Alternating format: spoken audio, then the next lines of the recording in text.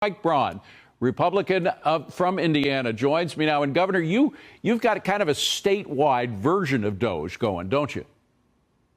Let's just call it iDoge. And Indiana is lucky that it's a place that's got structurally good cash flow.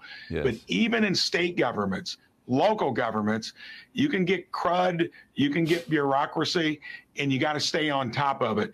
It's kind of bittersweet. I've been on your show often, and I've been the loudest voice when I was there about debt. You know, that's a fiscal crisis. Yes. Ray is right. I talked about it until I was blue in my face. We don't have those issues here, but I've asked our own state government, it's been run reasonably well, to find efficiencies. Look to where you can cut 5%, get better value out of it. So we're going to do the same thing here.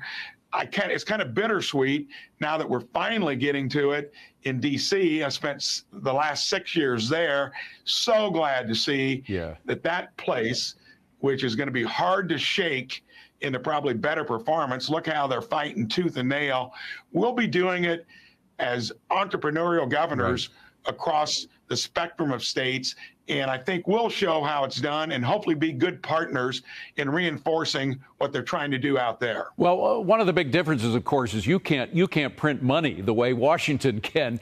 So you've got to meet certain fiscal responsibilities. Of course, during the Biden administration, a lot of blue states were being bailed out. But immigration really changed that. And immigration in Indiana is going to change as well. You got a new bill going that would require Indiana law enforcement officers to notify federal immigration officials when they arrest anybody suspected of being in the country illegally. But I'm curious, is this just for the migrants who have committed a crime, or is it for even those who are suspected of being here illegally? I know that's a crime, but that alone. One of the first things I did was an executive order reinforcing basically what Trump has said. If you're here, especially if you've committed a crime on top of coming into the country illegally, they're going to find everyone. We're going to be a state that helps them do that.